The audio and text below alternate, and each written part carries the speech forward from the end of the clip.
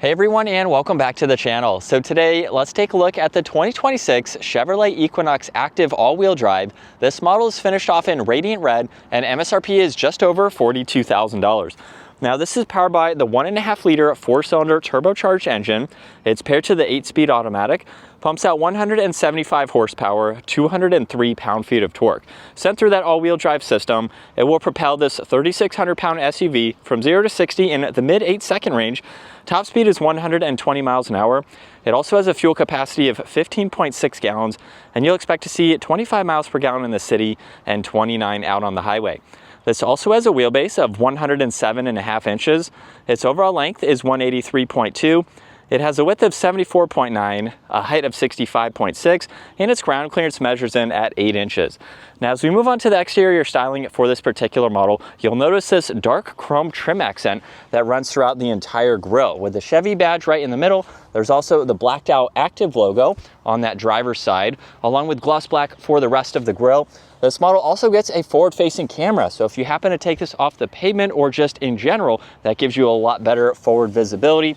You'll notice more cutouts in the lower section too, and then LEDs for all of the lighting. The turn signal is mounted in the upper section along with the DRL, and then some really nice indentations coming down the hood just to match, of course, a lot of the Chevrolet models. Now, as we work our way to the side, you'll notice there's plastic for the lower section of the bumper, which does work its way to the fender flares. And with this being the Activ, it does feature an off-road tuned suspension, and you will notice more of an all-terrain tire, just to give it a little bit more of an aggressive look and functional if you do happen to take this off the pavement. Now you'll notice the blacked out Equinox badge. There's also a camera on the body colored mirrors there, roof rack up top, and then this model has the optional full moonroof. Now this has a small design to it, but really nice lines flowing down the side to give it a great look, including the rear cargo window too, that has an interesting look. Now you'll notice there's gloss black on both sides of the rear glass. There's also the third brake light along with the camera and then the wiper blade in the lower section. This does have LEDs for the lighting, and then you'll notice the backup camera, parking sensors, and some more gray accents for the lower section of the bumper. Now you'll also notice too, there's no visible exhaust. So that way when you do take this off the pavement, you have a little bit better clearance for your departure angle. Now this also has remote start. So if you lock it and double tap on that control, it will start right up, and then you just hold on it once in order to shut it off. Now there is a control on the key fob in order to open up the lift gate, or you can use the release underneath the Chevy bow tie. It is power operating, of course, which is nice. Now, being the smaller size SUV that this is, there's still a good bit of space located in the back. There's also a lot of space under the floor. You can lift this entire section up if you need a little bit more height or you want to put some items underneath. There's also some tie downs. You have an area you can place the cover. In order to do that, you have the attachment points up front, and then of course you can fold the back seats down. It's actually a short enough vehicle you can reach this from the back there if you are tall enough, and you can quickly fold those down as needed. And then up top, there's one control in order to close that lift gate. Now, as we work our way to the interior, there's no proximity door handles for the back, so you do have to grab one of the front doors in order to unlock the vehicle, or use the key fob, of course. Now, this model has a really nice tan interior. You'll notice storage in the lower section, window control, and the release, and then this angle with the seat folded down. And then the two-tone design for the seats themselves, which is nice. Combination of cloth and some of the semi-leather. Now in back at 5'10", I have a good bit of space.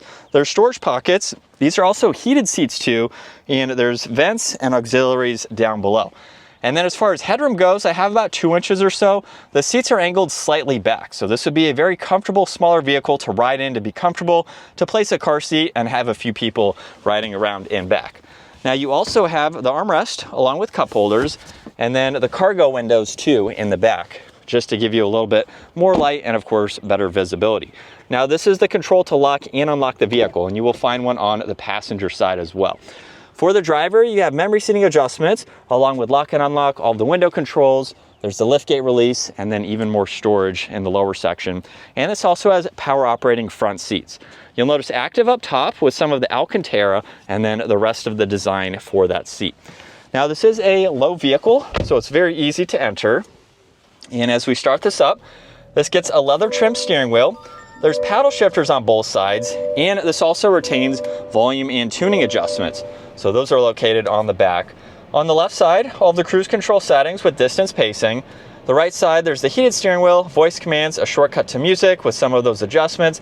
And then when you push on this lower right control, that's how you can go through all of the controls within the gauge cluster here. So you have a few different settings depending on the information that you would like to see. Now they are not configurable, which is why you have a few there to go through depending on that information you need to be shown. Now on this left side, there's the e-brake. You can actually go from all-wheel drive to two-wheel drive. So two-wheel drive by default would be front-wheel drive, and then you can push on that button and activate all-wheel drive. Really neat to see that. There's also auto hold, engine start-stop, dimmer switch for the gauges, one air vent with some more of that tan material. And then with the infotainment system, there's a lot more to go through. Lower left is going to get you to the home screen where you can get into Apple CarPlay, Android Auto. There's also vehicle status that you can get into and monitor. You can look at various settings within the vehicle, just depending on how you would like to set it up, of course.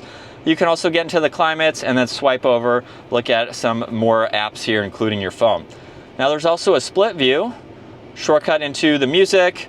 You can get into Google Maps, your phone when that is paired, and then the top control is how you can get into some of your lighting. Now this is how you have to get into your headlights, so you do have to go into the screen in order to adjust those. But you have quite a lot that you can get into, including some of your traction control and lane keeping assist.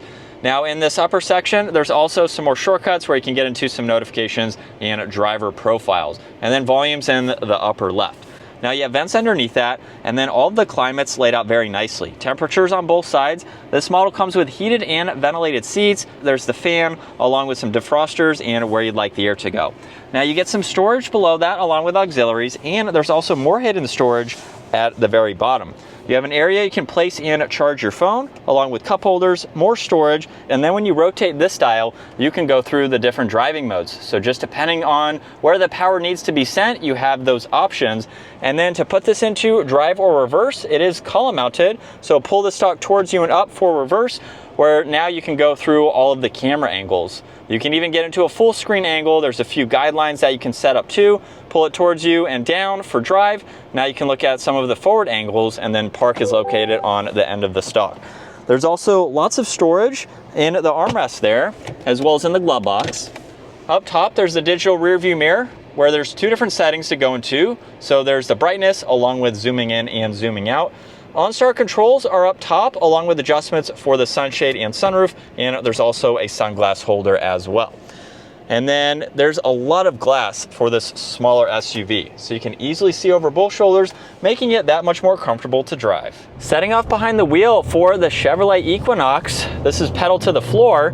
As we're merging in to traffic, we can get up to speed. It is not the fastest vehicle. It's not trying to be. That was pedal to the floor. I would like to see a little bit more power from this, but in general, this has been a great vehicle to daily drive. I haven't had any issues with merging out on the highway or just getting up to speed in general. That was the first time doing a pedal to the floor acceleration. This has been really nice to commute with. It is a smaller size SUV, but it seems to be very practical on the interior. So if you're not looking for a big vehicle, something that is really good on MPG and it's going to be very easy to maneuver, this is definitely a great option to go with.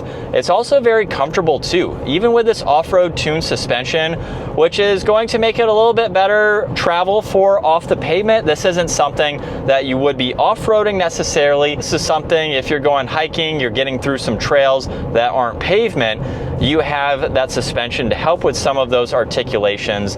And then the all-wheel drive system too, which is nice that by default you can go to front-wheel drive.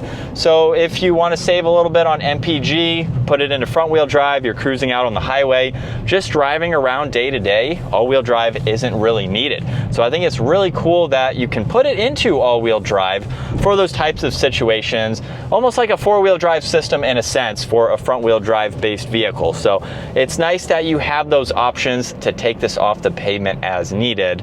And as far as the driver's seat here goes, at 5'10", I have about 2 inches or so of headroom. So it's a really comfortable seat. You could be taller than me. It is height adjustable, and that's about as low as it goes there. So again, for its smaller size, it is quite roomy for this interior, and you have a lot of nice tech. It's not overdone, so you have all of your basics and you can easily go through it. My one small complaint is the fact that the headlights, like most Chevrolet products, some GMCs too, the headlights are only in the screen. Now, if you use automatic, it's not a big deal. They'll go on and off, of course, as needed. But I think that would be a nice physical control to see. On the wiper blade here, you just have your intermittent and then the rear there. And then the other stock, of course, is your gear selector. But other than that, I think it's a really nice vehicle with all of your basics, very competitive pricing too, compared to other vehicles of this size in the market. And still in normal mode, which is the only on-road mode aside from snow and ice, here we go, pedal to the floor as we get up to speed. And just like that, we're up to speed. Doesn't seem like it struggles too much for the smaller engine that it is. So for the size of vehicle and the buyer for this vehicle, it is definitely plentiful to get up and move. But this is what it's like to be behind the wheel for the latest Equinox. Really good seating position here for your driver, pretty thin pillars, so you have a great outlook of visibility. And it is nice that you have some camera systems along with the one up top there, just to give you additional visibility, including that forward angle, which is always nice. Even in a vehicle of this smaller size, it's definitely nice to have that. Now, like I said, I've been driving this a few days, and it's honestly very nice. It's quiet out on the highway, a really good commuting type of vehicle. It has a small fuel tank. You have really good MPG, so you're not going to be spending a lot or going to a fuel station often. So if you're looking for something economical too, you want a higher seating position over a sedan. Seems to be SUVs are becoming more and more popular versus having a sedan. So you have that upright position, you have a very practical vehicle too, and something that's fuel efficient as a smaller sedan or something like that would be as well. So a very nice option for this smaller SUV market and competitors that are available. And it just depends on what you like and the options, of course, that you need in your daily driver too. But that is going to wrap it up for the 2026 Chevrolet Equinox. If you enjoyed today's video, give it a huge thumbs up. Consider smashing that subscribe button so you can stay up to date with our daily uploads, and I will see you all in the next video.